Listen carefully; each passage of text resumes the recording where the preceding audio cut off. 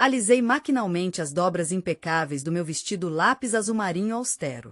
Havia um desafio implícito naquela imagem propositadamente discreta contra o cenário opulento do Magnolia, o restaurante mais extravagante no coração de São Paulo, onde o veludo das cortinas competia com o brilho dos pisos de mármore.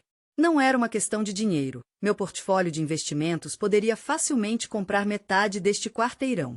Era que minha família havia escolhido deliberadamente este lugar para me fazer sentir deslocada. Isabela Siqueira, a voz do meu irmão mais velho, Eduardo, soou afetada. Não pensei que você realmente viria. Não é bem a sua praia, digamos assim. Encontrei meu reflexo na parede espelhada. Sem logotipos de designer chamativos, sem diamantes deslumbrantes. Apenas um vestido conciso e brincos de safira modestos, um presente da minha falecida tia. Uma imagem que eu construí ao longo dos anos, como uma armadura. Eu aguento, respondi suavemente, observando Eduardo trocar um olhar presunçoso com sua esposa, Patrícia. Enquanto Maitre nos conduzia à mesa, ouvi Patrícia murmurar para minha mãe. Eu disse, deveríamos ter escolhido algo mais simples para que ela se sentisse confortável. Ah, se eles soubessem que a participação majoritária do império hoteleiro que absorveu Magnolia na primavera passada me pertencia. O jantar familiar anual do Siqueira se tornou uma feira de vaidade desde que eu deixei a Ulis Equity 12 anos atrás, aos 26 anos. Abandonei o único futuro razoável, como meu pai colocava, por alguma ideia ridícula. Algo a ver com drones, ele dizia entre os dentes. Eduardo, o eterno favorito, ficou e agora ocupava o cargo de diretor financeiro da Ulis Equity. Ele e Patrícia tinham uma cobertura no prestigioso bairro dos Jardins e uma vida tecida de clubes de golfe e eventos sociais. Eles adoravam me lembrar de como eu uma vez pedi dinheiro a eles para consertar minha lata velha. Então, Isabela, Eduardo perguntou com um sorriso irônico quando nos sentamos à mesa, ainda mexendo com seu hobby de drones? Tomei um gole de vinho, lembrando-me daquela proposta humilhante e implorativa que a Ulis Equity enviou esta manhã, implorando Artemis Airtech por um contrato de logística. Algo assim, respondi evasivamente, tentando esconder minha euforia. Eles não faziam ideia de que a Artemis, minha empresa, operava uma frota de drones de $1,5 bilhão em 6 continentes. Nem sabiam que eu havia obtido o capital inicial de um acordo silencioso com a Tesla 5 anos atrás. Um sorriso quase imperceptível e predatório tocou meus lábios. Apenas minha tia sabia a verdade. Deixe-os tagarelar, ela disse uma vez, mas certifique-se de que você esteja assinando os cheques. Patrícia bufou desdenhosamente, e ela ainda dirige seu Honda velho e enferrujado. Mal sabia ela que eu havia pousado em um Gulfstream particular apenas 2 horas antes.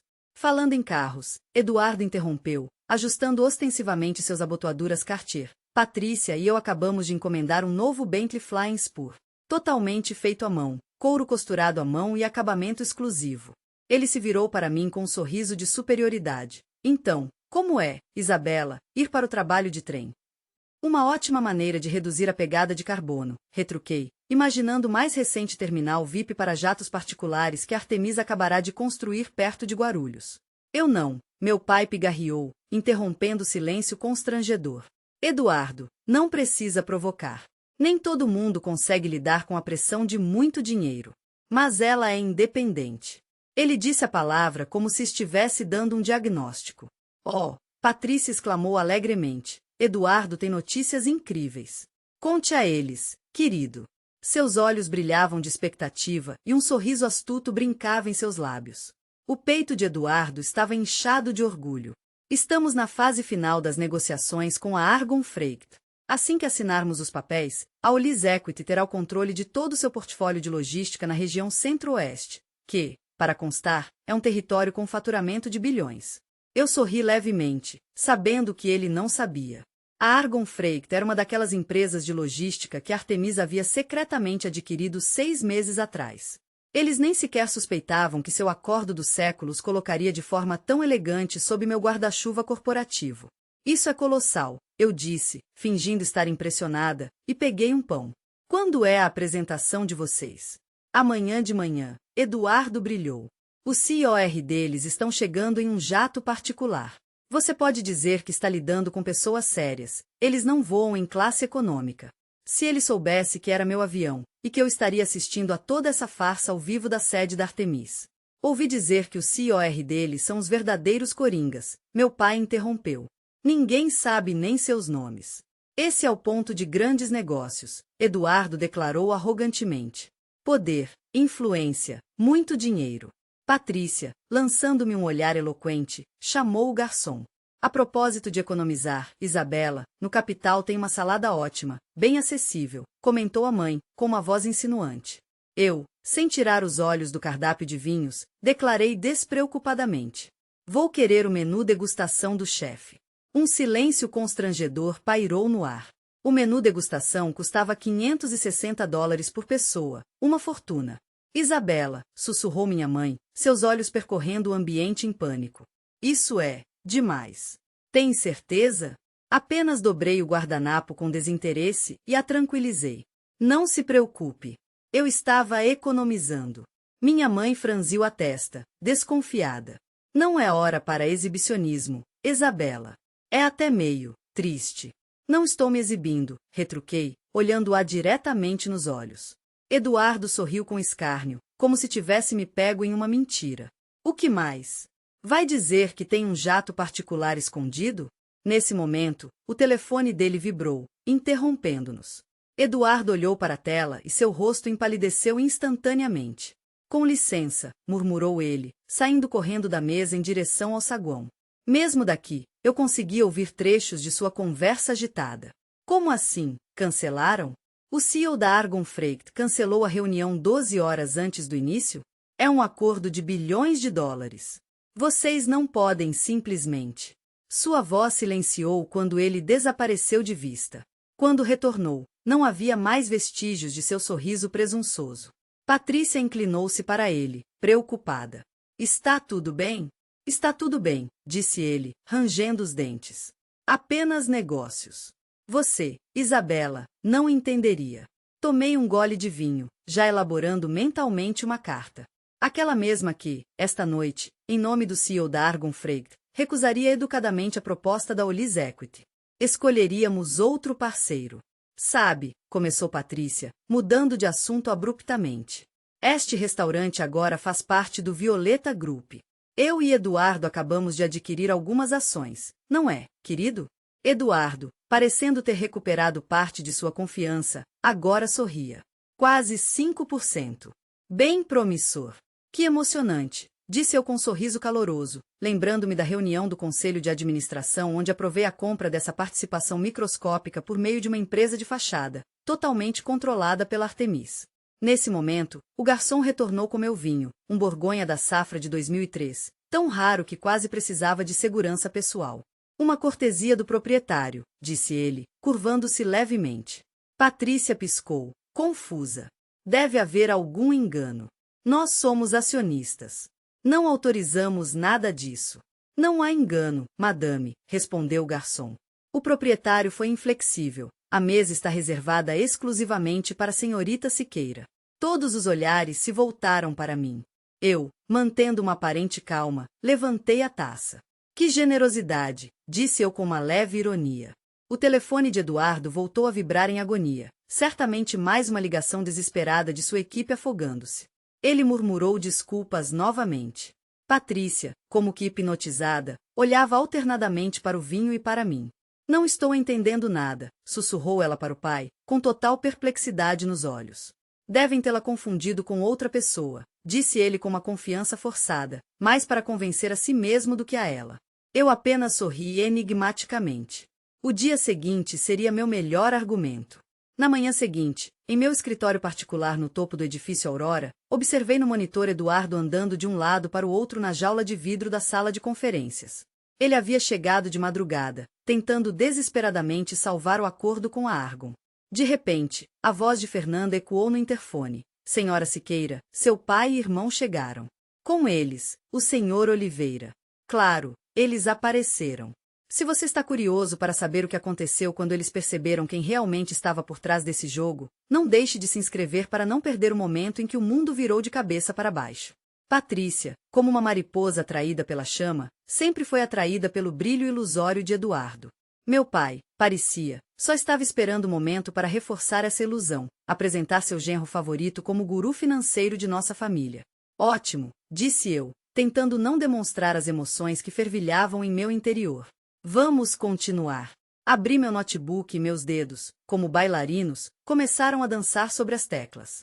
Agendei o envio do e-mail exatamente para daqui a 10 minutos. Assunto: proposta para operações na Costa Leste. Prezado Sr. Oliveira. Após uma análise cuidadosa, a Argon Freight decidiu considerar parcerias estratégicas alternativas para nossa expansão regional. Apesar de nosso apreço pelo interesse da Ulis Equity, concluímos que nossos objetivos de longo prazo estão mais alinhados com outras oportunidades. Com os melhores cumprimentos. Isabela Siqueira, CEO da Argon Freight. 10 anos. 10 anos sendo invisível, objeto de zombaria, subestimada. Enquanto eles zombavam, eu construía, adquiria, dominava. E hoje, este capítulo será encerrado. Nesse momento, novas figuras apareceram na tela do meu sistema de segurança, entrando na sala de negociações de vidro.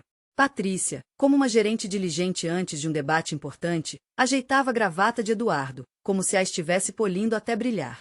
Meu pai estava sentado à cabeceira da mesa, seu rosto exalando uma autoconfiança presunçosa. Seus olhos diziam: agora vamos mostrar a eles como as coisas são feitas. Mas ele não tinha ideia de que o jogo já havia terminado. E eu tinha vencido. De repente, a voz de Fernanda soou nos alto-falantes. A equipe da Argon chegou. Permitir a entrada? Naquele instante, 3 dos meus principais gerentes apareceram na tela. Eduardo saltou da cadeira, irradiando uma falsa cordialidade. Bem-vindos. Estávamos ansiosos. Mas espere, onde está o CEO de vocês?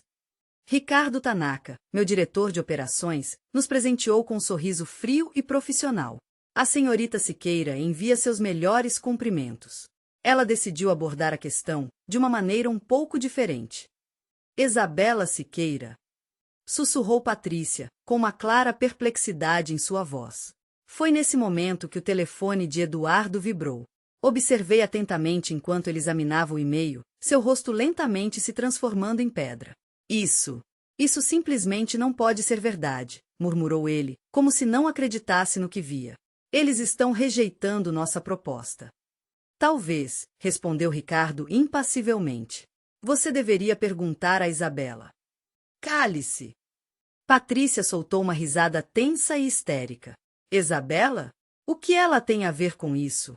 Ela mal pode pagar um jantar decente. Ricardo, ignorando-a, tocou seu tablet. Um resumo apareceu imediatamente na tela grande. Isabela Siqueira, fundadora e CEO da Artemis Holdings, proprietária da Argon Freight, Veta Group e mais de 60 subsidiárias. Patrimônio líquido estimado em 8,2 bilhões de dólares. Eu cruzei a soleira e o silêncio na sala se estilhaçou, como vidro frágil. Patrícia empalideceu, como se toda a cor tivesse sido apagada de seu rosto. Eduardo, como se tivesse sido derrubado, caiu na cadeira. Meu pai congelou, imóvel. Bom dia, disse eu, dando-lhes um sorriso tenso.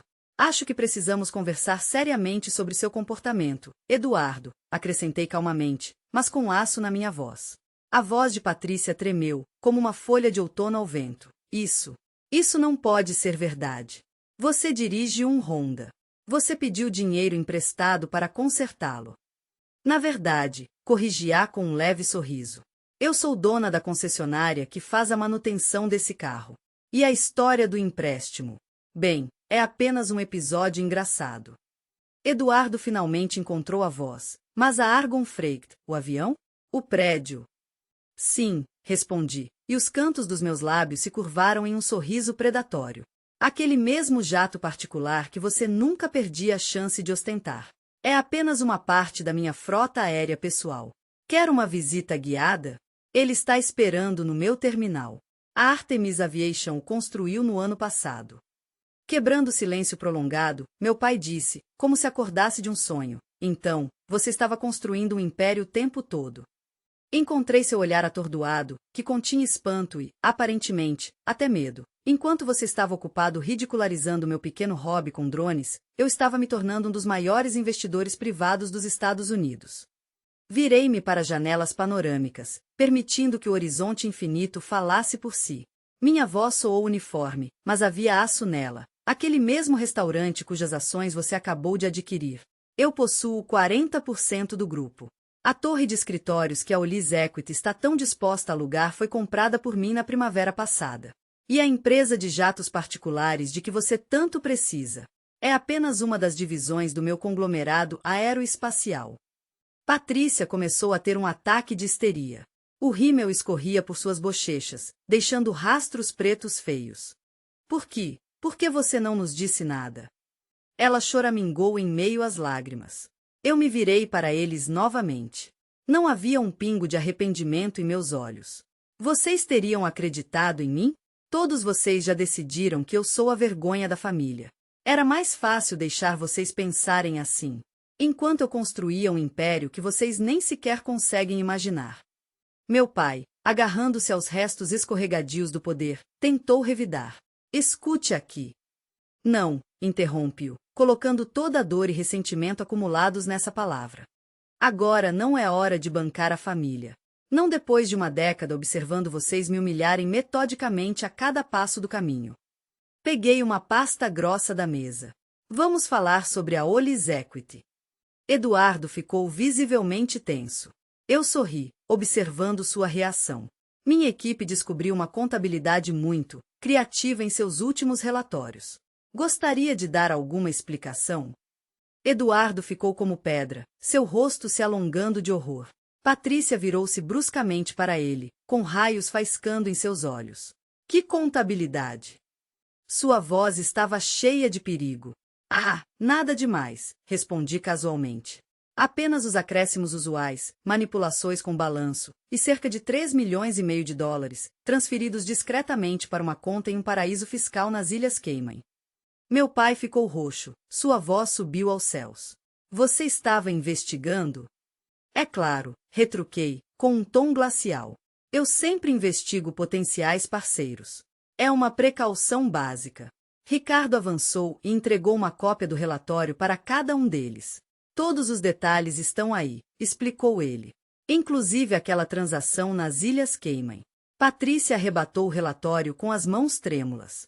Eduardo, o que significa isso? Sua voz estava carregada de desespero e incredulidade. Mas Eduardo permaneceu em silêncio. Apenas fitava o relatório, com os ombros curvados como os de um derrotado. Ele sabia que cada palavra ali era verdadeira. Dei um passo à frente, sentindo a determinação crescer dentro de mim. É o seguinte, declarei, olhando-os diretamente nos olhos. Eduardo renuncia imediatamente à Olis Equity. Se ele fizer isso de forma discreta e sem alarde, este relatório permanecerá confidencial. E se não? Sibilou Patrícia, com a voz traiçoeiramente embargada. Dei de ombros com uma indiferença calculada. Bem, sabe como é, a CVM costuma achar documentos assim bem interessantes. Você não ousaria, resmungou meu pai, com desespero na voz. Apenas sorri friamente e apertei um botão no telefone de conferência. Fernanda, execute a operação limpeza total. Às suas ordens, senhorita Siqueira, respondeu uma voz firme. Operação, o quê? Balbuciou Patrícia, com os olhos arregalados de horror. Varei a sala com o olhar, deliciando-me com a confusão deles. Declaro oficialmente que a Artemis Holdings está anunciando a aquisição do controle acionário da Olis Equity. Uma auditoria completa e a reestruturação da gestão começarão imediatamente. Começando, é claro, pelo topo. Meu pai desabou na cadeira, como se tivesse levado um golpe. Você está tomando a Olis Equity. Mas é a nossa família. Nossa herança. Não, minha voz era firme e dura como aço. Vocês tiveram a chance de construir essa herança. Mas preferiram se afogar no nepotismo e acobertar a corrupção, sem perceber que tudo estava desmoronando aos seus pés. Parei na porta, lançando um olhar glacial para Patrícia. Ah, sim, Patrícia, sobre o vinho de ontem. Aquela safra era da minha coleção particular. Seu valor excede o preço do seu Bentley novinho. As semanas que se seguiram foram de caos e turbulência. Eduardo renunciou, como esperado. Patrícia, percebendo a dimensão de suas maquinações, entrou com pedido de divórcio imediatamente. Meu pai anunciou sua aposentadoria antecipada, incapaz de suportar a humilhação de prestar contas à própria filha. Em seus olhos, não havia apenas raiva, mas também uma profunda e avassaladora vergonha. Mobilizei os melhores dos melhores, a elite do mundo da contabilidade.